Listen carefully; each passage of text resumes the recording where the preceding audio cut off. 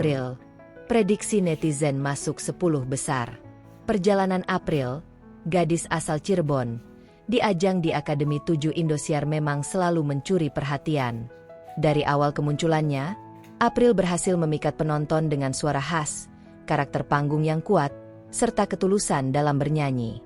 Tak heran, banyak netizen yang mulai ramai membuat prediksi bahwa April punya peluang besar untuk masuk 10 besar.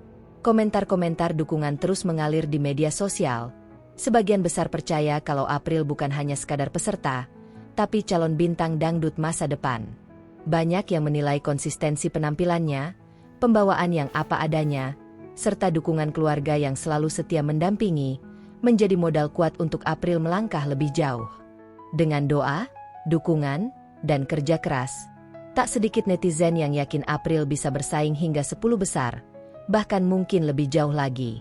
Semua tentu kembali pada hasil penampilan dan dukungan masyarakat. Tapi satu hal yang pasti, perjalanan April sudah memberi warna tersendiri di panggung D7. Berdasarkan prediksi netizen terbaru yang tampil di beberapa unggahan media sosial dalam beberapa hari terakhir, selain April dari Cirebon, beberapa peserta yang juga sering disebut-sebut masuk 10 besar di Akademi 7 adalah Arbil, Robi, Mutia, Syakirah, Naldi, Zahra, Valen, Ferdi, Karunia. Ketika sudah berada di top 10 di Dangdut Akademi 7 Indosiar, pasti persaingan merebut juara semakin seru dan menegangkan. April peserta D7 yang memiliki banyak penggemar pasti banyak yang berdoa dan berharap, semoga April akhirnya jadi yang terbaik di Dangdut Akademi di Indosiar ini. Ini sangat dimaklum, karena perjalanan hidup April, sejak ia masih kecil sudah menjadi buah bibir para netizen. April adalah seorang gadis kecil berbakat asal Cirebon, Jawa Barat, yang kini mulai dikenal luas setelah tampil memukau di panggung Dangdut Akademi 7 Indosiar. Nama lengkapnya, Apriani Mida Soleha. Lahir dari keluarga sederhana, di sebuah kampung cantilan dari Desa Kalibuntu, Kecamatan Pabedilan, Kabupaten Cirebon, Jawa Barat. Nama kampung, Kasungka. Kampungnya termasuk agak terpencil, berada di tengah sawah, jauh dari keramaian kota. Jalan menuju kampungnya kanan kirinya sawah. Enak sekali buat jalan pagi, jogging, goes pagi. Udaranya terasa segar. Terlebih kalau hari Minggu jalan itu terasa ramai disbanding hari biasa. Penduduk kampungnya April mayoritas para petani. Banyak pula para peternak kambing. Para peternak kambing di kampung Kasungka berbeda dengan kampung lain. Kambing digembala dari pagi hingga sore, jadi tak harus mencari rumput. Kambingnya disuruh cari makan sendiri. Sejak kecil, April sudah menunjukkan kecintaannya pada dunia tarik suara. Suaranya yang khas dan penuh penghayatan membuatnya berbeda dengan teman-teman sebayanya. Karena kecintaannya pada dunia tarik suara, April selalu bernyanyi. Tiada hari tanpa bernyanyi, hingga suaranya menjadi semakin merdu dan berkualitas. Karena faktor ekonomi yang pas-pasan maka, April sepulang sekolah, pergi ngamen bersama ayahnya berbekal speaker aktif. Berjalan menelusuri jalan dari rumah ke rumah. Dari kampung ke kampung terkadang juga ngamen ke kota Cirebon. Dimanapun April menyanyi, pasti menjadi bahan perhatian. Anak sekecil itu suaranya bak seorang biduan profesional. Namun, tidak semua orang tertarik, simpatik, dan merasa iba. Seringkali, ketika April baru bersiap menyanyi di depan sebuah rumah, pintunya buru-buru ditutup rapat. Menyedihkan rasanya, merasa tak dihargai dan merasa pilu sendiri. Dan yang lebih memilukan lagi, ada yang teganya mengatakan April seperti pengemis. Ngamen itu sama saja minta-minta alias mengemis. Kata-kata yang menjatuhkan banget dari harga diri dan kehormatan sebagai manusia. Padahal ia tidak meminta belas kasihan. Ia hanya ingin menyanyi, membagikan kebahagiaan lewat nada, dan berharap jerih payahnya dihargai. Meski begitu, April tetap melanjutkan langkahnya. Setiap nada yang keluar dari bibirnya adalah bentuk perlawanan terhadap rasa malu dan sedih. Hasil recehan yang terkumpul di kota kecil di depan mereka adalah bagian dari harapan untuk bertahan hidup, untuk membantu keluarga, dan diam-diam untuk mengejar mimpi. Di jalanan itu, April belajar satu hal penting, bahwa panggung bukan hanya milik gedung mewah atau layar televisi. Panggung adalah dimanapun ia bisa menyanyi, dan hati yang ia sentuh adalah penonton sejatinya. Dan dari jalanan inilah, sebuah kisah besar akan mulai dibangun. Dari pengamen jalanan, April mulai memanfaatkan media lain, yaitu TikTok.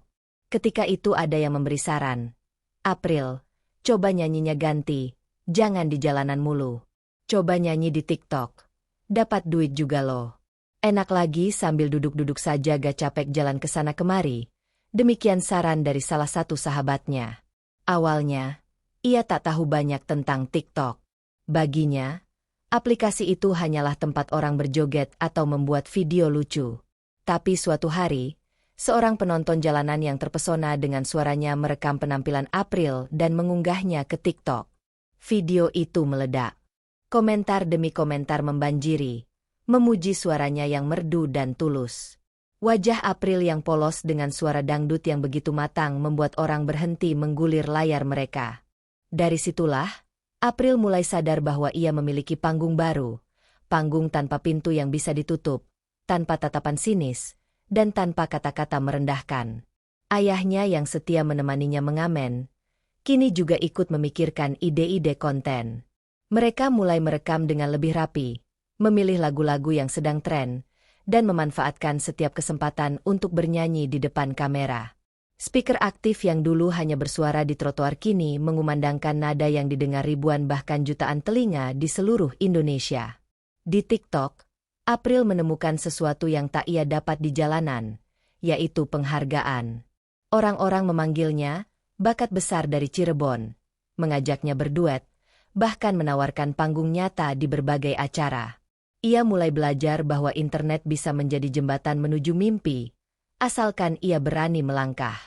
Dan di setiap video yang ia unggah, April tak pernah lupa memberikan senyuman yang sama seperti saat ia di jalanan dulu. Sebuah senyuman yang menyimpan cerita.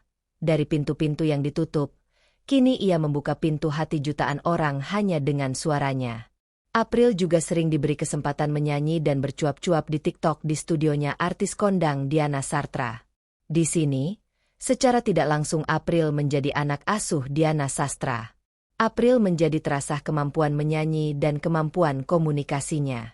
Yang tadinya terlihat kaku dan ragu dalam bernyanyi dan berbicara di depan mic. Seiring berjalannya waktu April banyak mengalami kemajuan. Dari bermain TikTok April mulai bernyanyi di dunia panggung hiburan. Popularitas April di TikTok mulai membuka pintu-pintu yang lain yang membawa April lebih maju. Undangan mulai berdatangan.